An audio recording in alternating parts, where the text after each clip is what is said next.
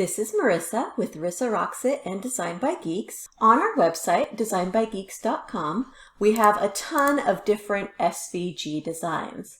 Now, most of our customers use these with a cutting machine, but you can still use our designs without a cutting machine. All it takes is a printer and a little know-how. In a recent video, I showed you how to download and use the Inkscape software to use SVG designs without a cutting machine. But if you don't want to download any special software, you can also do many of the same actions using the web-based program Photopea.com. You can use Photopea to print an SVG design onto iron-on transfer paper and then put it onto fabric. Or you can print the outlines of a design onto paper for cutting by hand. If you are a person who likes to follow along with written instructions, or if you'd like written instructions to refer back to later, I'll put a link in the video description to this PDF file. If you want to download the PDF to your computer, or if you want to print this PDF, just click the appropriate icon at the upper right. This is the icon for downloading the PDF, and this is the icon for printing the PDF. To begin, you're going to open your web browser and go to photopea.com. I will also put a link in the video description, and the link is also in the PDF file. When you go to photopea.com, depending on the speed of your browser, it may take a few seconds for the program to load. To begin, up at the top, you're going to click File, and you're going to click Open, and then you're going to navigate on your computer to the file that you want to use.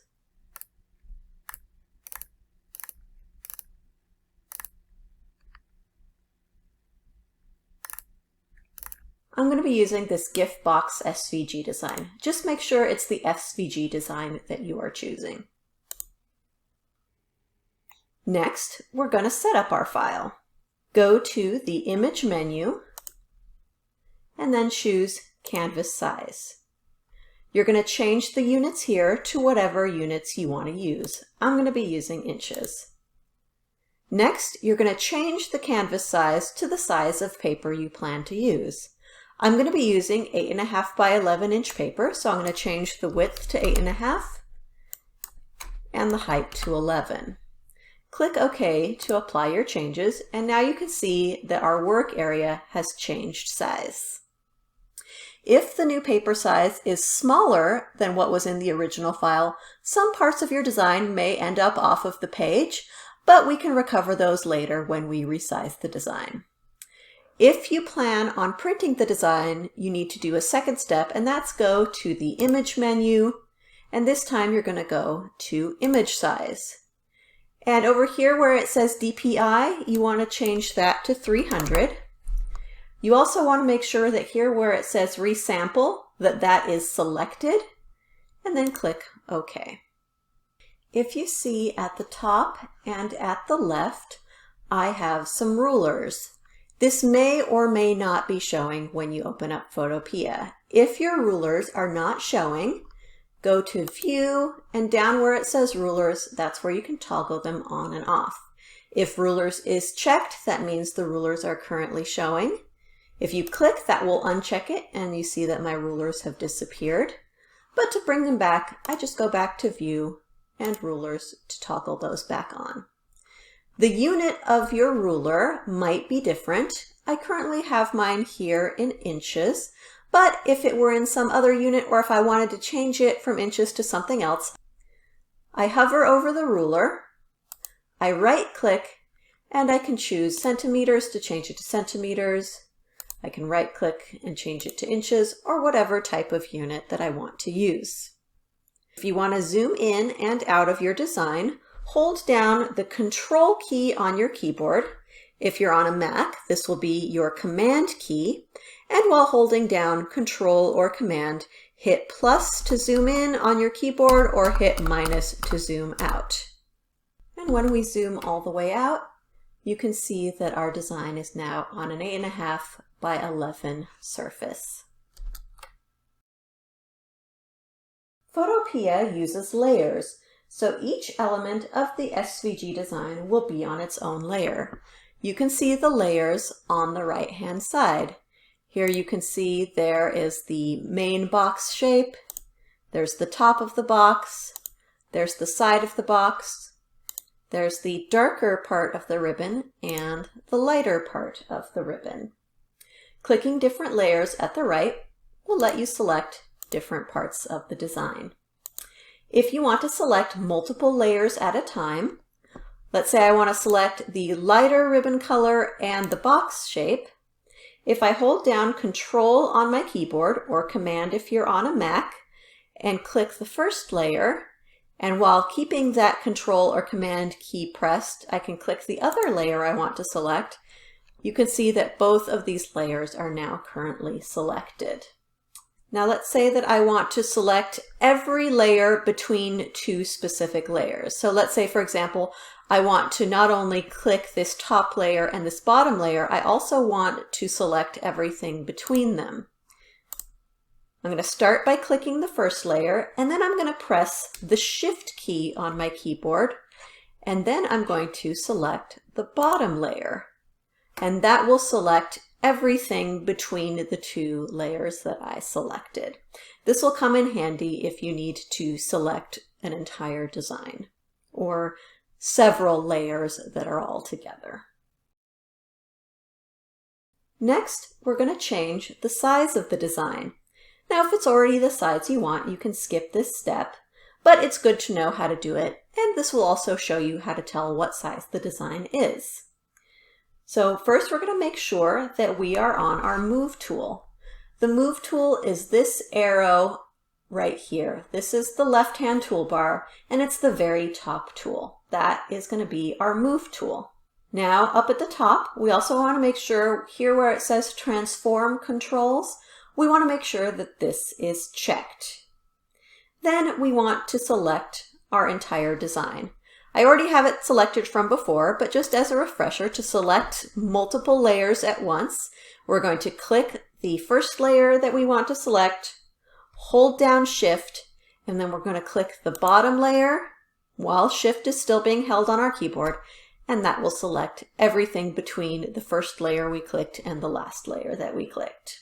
Now to change the size of the design, we're going to again hold down Shift on our keyboard and keep that pressed while we drag one of the corner handles. And as we click and drag the corner handle, you can see that we can make our design bigger and smaller. We can see that our design is scaling proportionally, and you can see in the black box, it's telling us what the size is as we change it. Now, the reason we are holding down the Shift key is that so the size changes proportionally. That means as the height gets bigger, so does the width, and vice versa. Now, if you don't hold down the Shift key, I'm going to show you what happens when I drag the corner handle. I can make it really flat and squashed. I can make it too thin. The size changes, but it doesn't change proportionally. Now, usually you do want to keep the proportions the same, so I would advise whenever changing the size to make sure that you hold the Shift key. I'm going to do Control-Z to undo the size changes, and I'm going to hold down the Shift key while dragging the corner until I get the design to the size that I want. Let's say that I want it to be about 6 inches wide. I'm going to watch that width measurement as I drag the corner handle until it's about the size that I need. There we go, that's close enough. And once the design is the size that I want, I can hit Enter on the keyboard to apply those changes. The next step is to change the colors. So let's say I do want to print this design in color, but I want to do this for a birthday, not for Christmas, so I want to change the colors to be more birthday-like and less Christmassy. So at the right, I want to select the first object that I want to change the color. So I'm going to start with the lighter color of the bow. Then I'm going to click this little layer thumbnail. The little thumbnail is basically a miniature version of what the shape looks like over here. So I'm going to click the layer thumbnail, I'm going to double click that, and you're going to see that a color picker window is going to pop up. And if I slide at the right, the hue bar, I can pick a different color. So let's say I want it to be kind of a purpley color. Once it's in the hue that I want, I can then go within the color picker and I can maybe pick something a little less saturated, lighter, darker. I can basically pick the color that I want. So I'm going to do something kind of like this. Once I have the new color picked, I can click OK. And we're going to repeat this process for any color that I want to change. So now I'm going to do the next layer of the bow, which is the darker color of the bow. So again, I'm going to click that layer. I'm going to double click this thumbnail. And this time, let's say I want to start with that pink color I just used, but I want to change it a little bit. If I move my crosshair to the photo, I can pick that color, and now it's the same color. And now I can make it a little bit darker for that shading effect and click OK. And we're just going to keep doing that for all the colors of the box. So now I'm going to do the box color. I'm going to double click the thumbnail. Let's say I want a blue, kind of an aqua turquoise kind of thing. Choose that color. For the top of the box, I'm going to change that color. Again, I'm going to grab the color that I just used, but this time I'm going to make it lighter so that it looks like it's light hitting at the top of the box. Click OK. And then for the side of the box, I select that layer, clicking the thumbnail. Again, going to grab that same blue, but this time I'm going to make it a little bit darker so it looks like a shadow. So once all the colors are as you want them, you're ready to move on to the next step.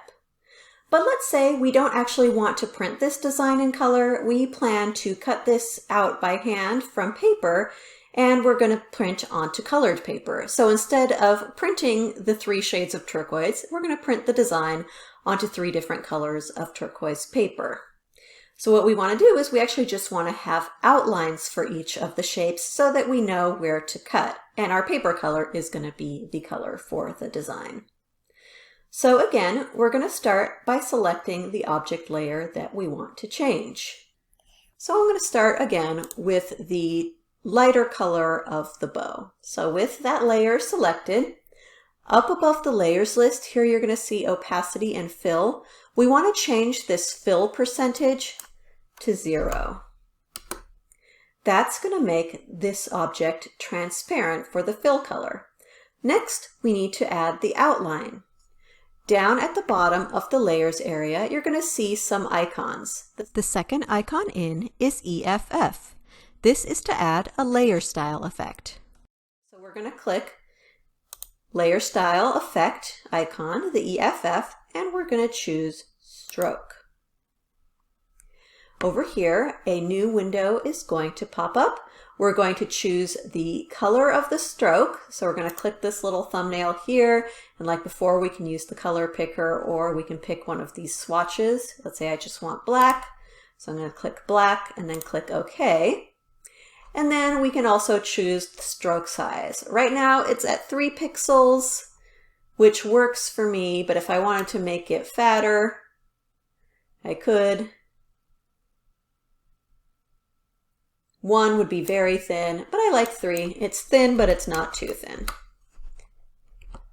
And then I can click OK once my stroke settings are ready.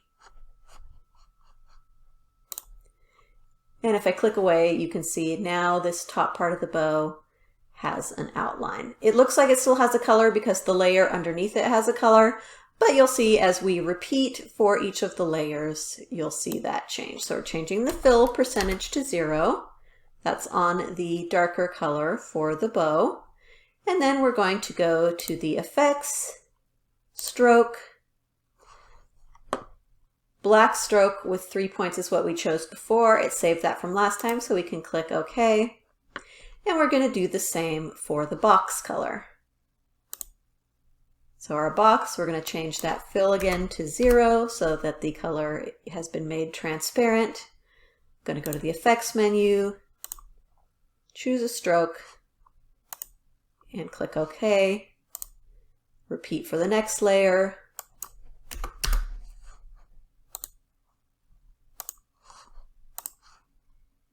And for the last layer. Oops.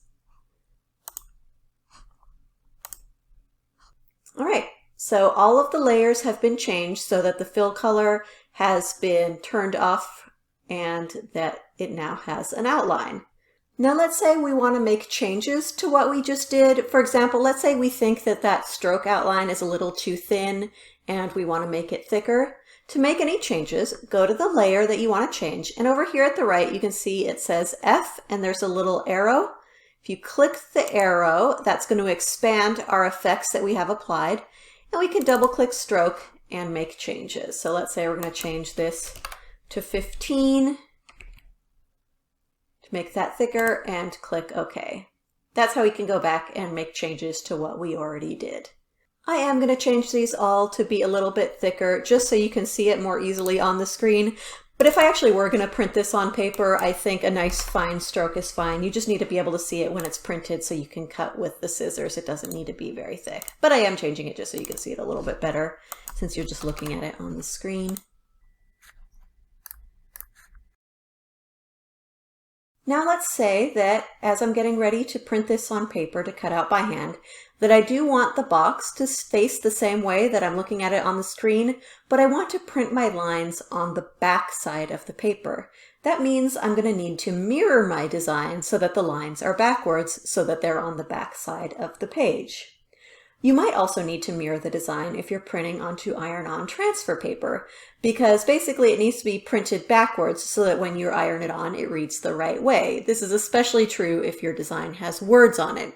When you're using iron-on paper, you need to print it backwards so that when you iron it on, the words read the right way. So to mirror the design, you want to select anything that you want to flip. So like I showed you before, I'm going to click Shift, hold down the top layer, I'm going to click the bottom layer with Shift still selected, and now I have everything in my design selected. To mirror the design, at the top I'm going to go over to the Edit menu, I'm going to choose Transform, and I'm going to go down where it says Flip Horizontally. This will flip everything I had selected along the horizontal axis like a mirror. Once you've made all the changes that you want to both the size and the color, you are ready to print the design. First, you want to make sure that the objects are where you want them on the page. So if I wanted to move this a little bit more to the middle, I can. If you notice some little red lines pop up, that lets you know it's aligned to the center. And when you have two red lines, that means it's aligned to the center, both left and right and top to bottom. Now let's say that I want to print certain pieces together, but I don't want to print everything all at once. Since I do plan on cutting this out of paper, I don't want to print everything at once. I want to print each shape onto a different color of paper. So what I can do is over at the right, if you see next to the layer, to the left there's a little eyeball icon. The eyeball icon will turn the visibility for this layer on and off. So let's say I want to start by printing the top part of the bow first. I'm going to turn the eyeball on every other layer to the off setting. And now you can see the only thing I can see is the top part of that bow. Let's say that when I am printing this color, I'm also going to be printing another piece on this exact same paper. I can turn that on, but I don't want them overlapped, so I can move it to a different part of the page if I want, so they can both still print when I print this out. I'm not actually going to be doing that, but I did want to show you that if you're printing multiple pieces out of the same color paper, you can position them on the page to print at the same time. So I'm going to click Ctrl-Z to undo. I'm going to turn that layer off again. And now I am ready to print my first piece. I'm going to load my paper into my printer. And I'm going to go to File and then Print.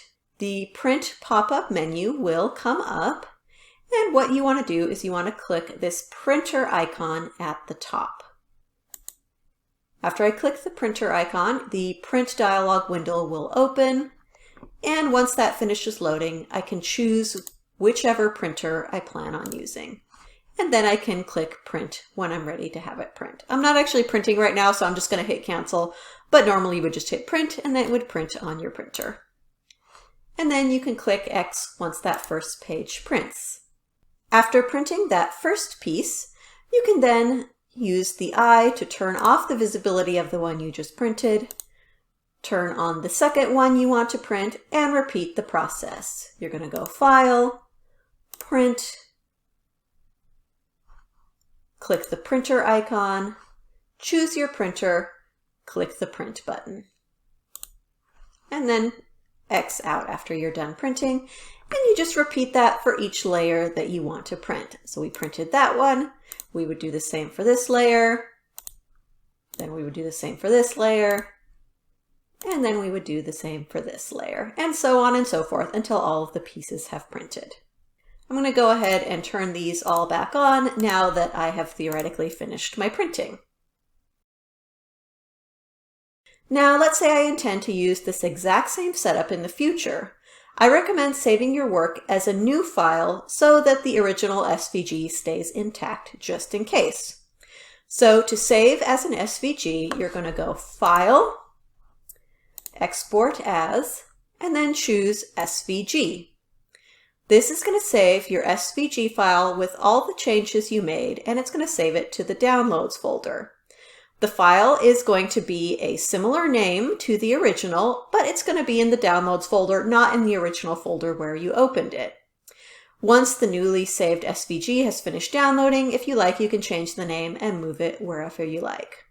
Now, I want to note that when you save an SVG in Photopea, the colors that you changed will only remain the same if you open that SVG file in Photopea. Also, it's not going to preserve the outline or the fill transparency changes. It's only going to save the fill color. If that's okay with you, then you just go ahead and click Save, and then that's going to download down into your Downloads folder. You can see here that it's saving. And when it's done saving, I can go Show in Folder, and that will open up my Downloads folder. And you can see here's where the SVG file has saved. And so if I wanted to rename it, I could right click and choose Rename. I could move it to a new location, whatever I wanted to do with this new file. If I were to go to File and Open and go to that location, which was in the Downloads folder, and open it up, you're going to see that the transparency did not save, but it does have those colors that I applied. I'm going to go ahead and close out of this file and go back into the one we were working on before. So let's say I do want to make sure that it saves exactly as I have it here. I don't want those colors to come back. There is another option. You can save it as a PSD instead. Because Photopea is meant as a free equivalent to Photosoft, PSD is actually its native file type. So if you save it as a PSD, it'll preserve all of your various changes. So you're going to go to the File menu, and you're going to choose Save as PSD. And then you can choose the file name and location where you want that. This file name is fine, and I'm fine with saving it in the Downloads folder, but if I wanted, I could change it to some other name or some other location. And I just click Save once I'm ready. Now this new file can be opened again in Photopea, and it will preserve all of the changes. Now note, PSD files can only be opened with either Photoshop, Photopea, or another program that can read PSD files. So just make note of that if that's what you choose to save it as. It's no longer an SVG file, it's now a PSD file. So I'm going to actually close out of the one we're working on. I'm going to open the one we just saved in our Downloads folder to show you that all the settings were saved. And there you go. It looks like it just did when we had it open a few seconds ago. Now let's say we want to save our design, but as a different format. Let's say we need to save it either as a PNG image, as a JPEG image, or as a PDF. That's very easy to do within Photopea. So from the File menu, we're going to choose Export As, and we can choose either PNG or JPEG instead. I'm going to start with PNG. Now what you save is going to include everything in the paper area. Note that only PNG files can preserve transparency. So this checkerboard background, that means that's actually transparent. If you save it as a JPEG, then it will have a white background. So if I were to change that to JPEG, now note that it went from transparent to white in the background. The size is going to default to whatever size you had first set up when you set up the document. If you need it to be a different pixel size, just change either the height or the width and the size will change proportionally. So let's say I need this image to be 1,000 pixels wide. I'm going to change my unit from inches to pixels, and then I can change this to 1,000. And once I click off, it's going to change the height proportionally. Once I am ready to save, I can just click Save, and that's going to save in my Downloads folder under the same name as the original file. And you can see it's down here downloading. Now, if you want to save it as a PDF, the process is similar, but just a little bit different. You're again going to go to the File menu. You're again going to go to Export As, and you're going to choose PDF, and the new window is going to pop up. You want to make sure that you keep this chain link selected. That keeps the aspect ratio locked. I'm going to change my size. I'm going to go back to inches, and I want that 8.5 wide. And since I had my ratio locked, it automatically changed the height proportionally, so now it's back to 8.5 by 11. I want to make sure that Rasterize All is checked. If it were unchecked, it's going to undo some of your setting changes.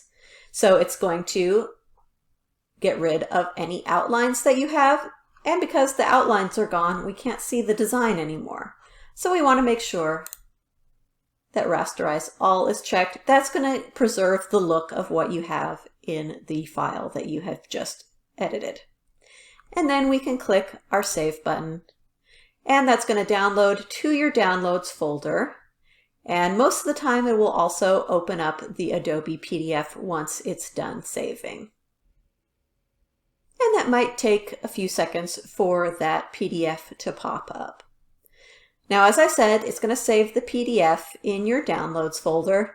So if you want to change the location, you can either go into the Downloads folder and move it, or from within Adobe Reader, you can go File, Save As, and then change the file location. I'm going to close out of Adobe Reader, and I'm going to go ahead and close out of the design. I know we covered a lot in this video, but once you do it a few times, you'll get the hang of it. You can always refer back to this video or to the written instructions if you need a refresher on anything. I'll have the chapters marked in the description if you need to jump ahead to a specific section. By the way, if you're looking for a free version of Photoshop, Photopea is almost exactly the same, and it's a wonderful photo editor. It really does a lot. It's actually one of my favorite programs. And I own Photoshop, but I still use Photopea sometimes. Anyway, thank you so much for watching, and we'll see you next time. Bye! We hope you liked this video. Please comment, like, and subscribe.